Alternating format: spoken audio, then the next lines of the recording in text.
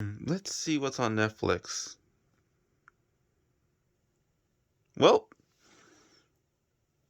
this is gonna take up my entire life now.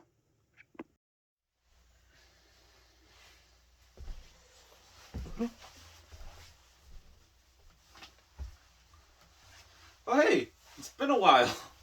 I am so sorry for letting everyone just think I disappeared, which technically I did. That's the definition of disappearing, is you show up with no warning. I know it's been a while for me. I haven't been doing anything for so long. My last video was very long ago, and I'm very sorry about that. But hey, I'm back, and I have a new video for you today. And in honor of the Spectacular SpiderMan being shown on Netflix, I'm going to talk about it from its first season, not from how Netflix has it now of it all together. So it has going to be 2 parts in this video. Since that was a great surprise, I got a surprise of my own. Everything looks normal, right?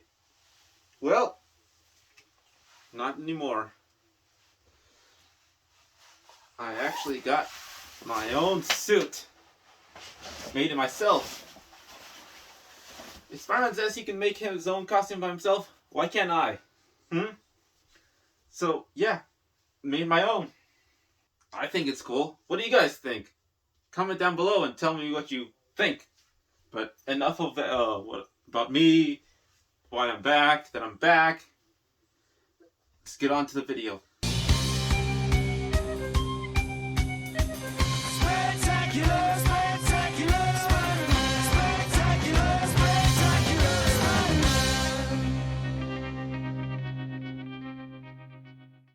The Spectacular SpiderMan was one of my favorite shows growing up as a kid. I would see its reruns over and over. There'd be episodes.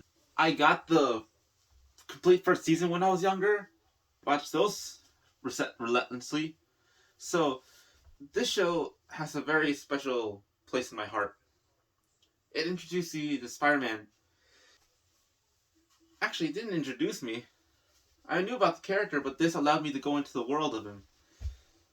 And yes, this one's a teenage Spider-Man, but the way they do it in the show, they do it with love. They don't do it with, just cheesing it, just letting things go. Everything has a purpose, especially in the first season. They introduced so many characters. Like, in the first episode, they were able to introduce, of course, the main characters: Peter, Gwen, Harry, Norman Osborn, Jameson, all of them in the first episode. But they did it so seamlessly because you didn't really think about it. And that was cool. Like they were able to introduce all this in one episode. Get your mind to see the world how it is, and get that these are mainstays. And things I don't hear a lot about the show that I personally love is the fact that this feels like a world you can live, you can breathe in. Because there's so many people in the background doing random stuff. You see people just moving their head to little things that they don't have to animate. That's just really nice. They don't have to do that. But while they did it, it makes it feel more real. Because I watched this show when I was very young, the art style never really bothered me. Which I don't get why it would. It looks amazing. Looks spectacular. Yes, pun intended. And it just allows more fluidity. Like when Spider-Man swings, when he gets thrown, when things get destroyed, there's damage. It just feels nice and you feel it. And the way they introduce the villains, they know how to take their time with it. Like the first villain was the Vulture.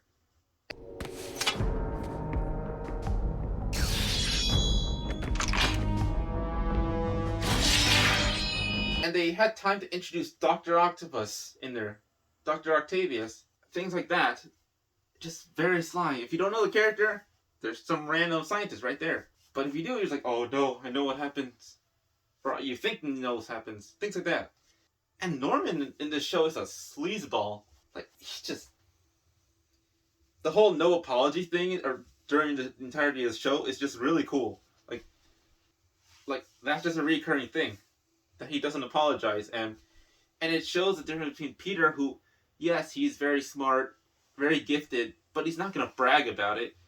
And it shows that contrast when Peter's trying to say that him and Harry work together, and then Norman is like, no, you're doing everything. You don't need to be nice. Nice people don't get their way. And I like to see that contrast because Peter's not that way. And the storylines they choose to do, or ones that they adapt, are very nice. Like, I don't know what it was called. I don't think it had a name. The Symbiote Saga. Comment down below, tell me if I got it wrong or not. The way they show Peter get the symbiote and how that actually affects his mind. Something I really liked, if you've seen the Sam Raimi Spider-Man movie, that I'll also get to later, you'll see that he wears his regular costume, and when he gets engulfed by the symbiote, it's the same thing, just in black.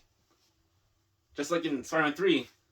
And that's cool. But what they did with it was very interesting. It's like, as soon as you see the suit corrupting him, it would change. The suit would like lose its webbing, the spider would get bigger, and it would show that it's making him more bitter. Like, you see him outside of it when an ant gets hurt, that he just starts to hate everyone, or not really hate everyone, just really pissed off. Go all emo there. And that was cool, and then it goes all black. I liked how they showed it off, like, having the black suit is an addiction. He needs it, because, it gives him powers. He didn't need the web shooters anymore. He got stronger. It showed everything like that. It didn't have to tell us. I will have to say, I may get hate for this, or I'm not. I may not sure. I was praising all the villains, how they were introduced and everything.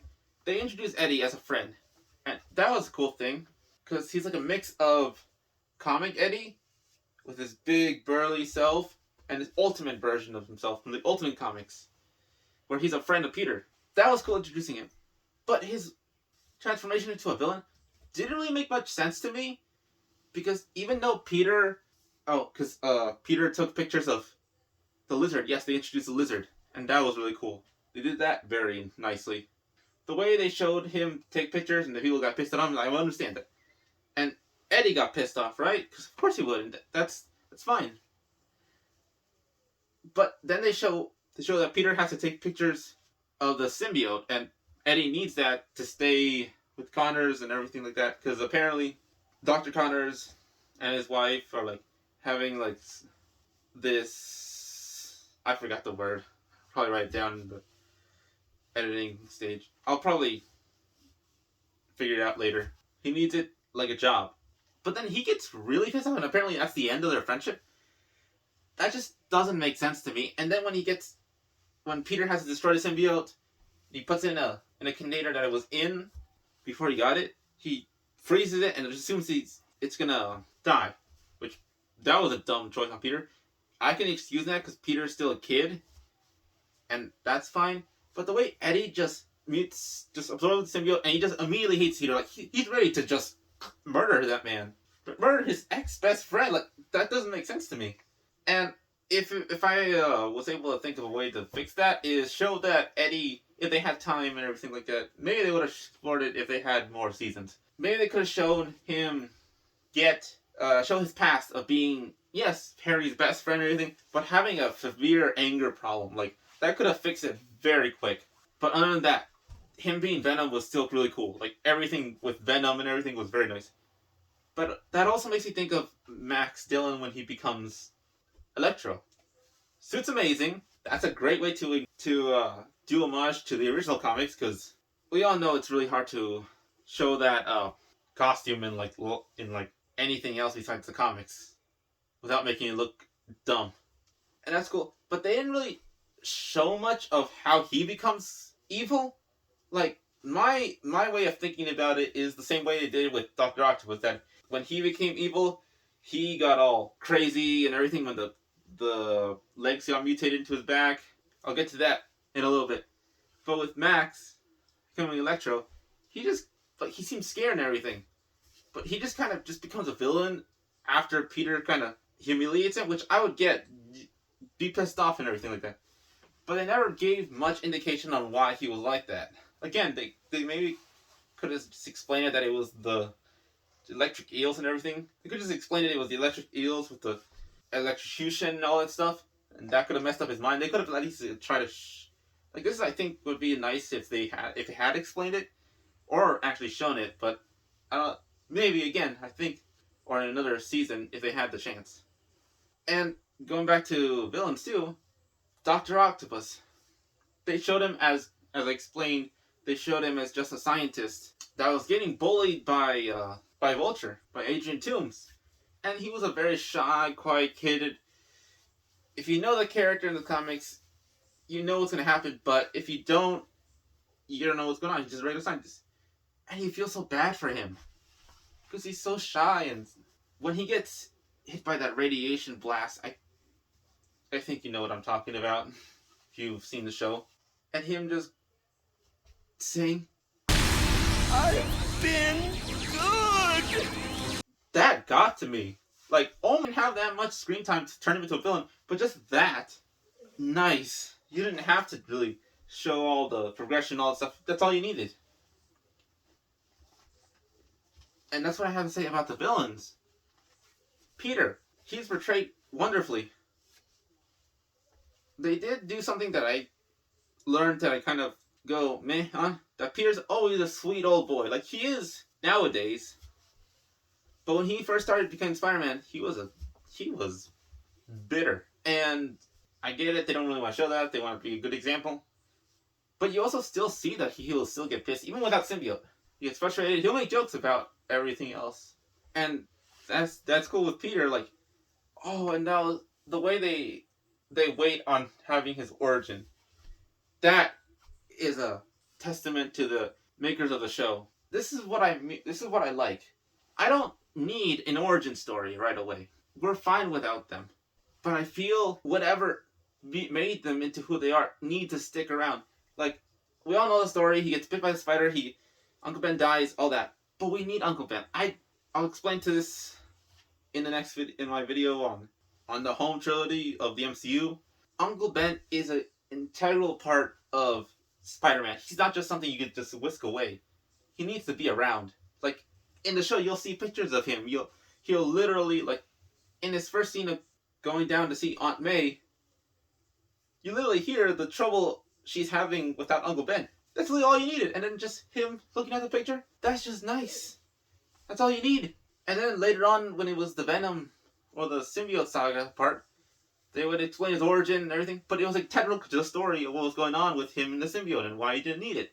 That's what we need in like more Spider-Man media. That Uncle Ben was an important part of his life. Like in the original comics, he wasn't the one that told him with great power comes great responsibility, but that became his role. That he's his mentor. He was the one that made him grow to be a good person. Like show who he was, encourage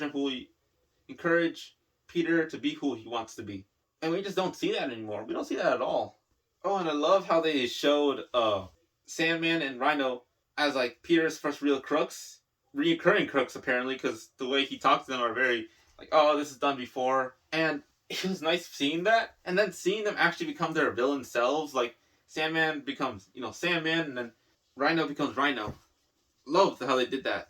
Like this show does so much right. This one season, this is everything I've been talking about has been in one season, and I gotta say, I love that little like showing of Liz Allen being just one of those peppy cheerleaders that really does not like Peter, one of many of them.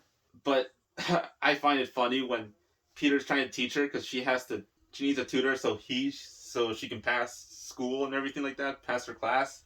He has to do Spider-Man stuff, so he technically blows her off, and it seems like Liz was kind of like, oh my god, he's never done this to me before. No, I'm interested. But that was I just wanted to mention that was funny. But I like what they did, what they were doing with this first season.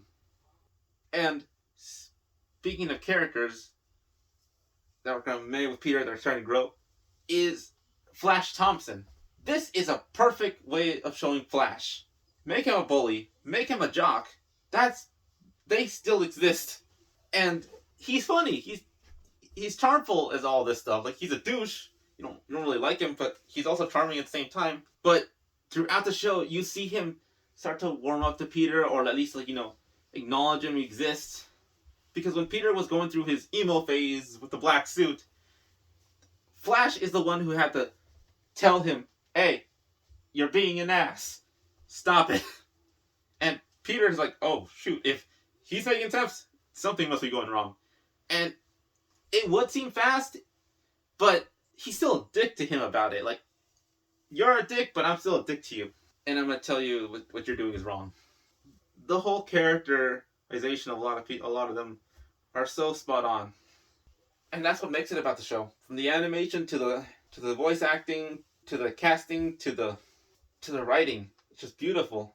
And they have so many homages to the comics, or to the Sam Raimi movies, because the show came out literally a year after Spider-Man 3. But yeah, that's my thoughts on the Spectacular Spider-Man Season 1. I'm going to make a video on Season 2.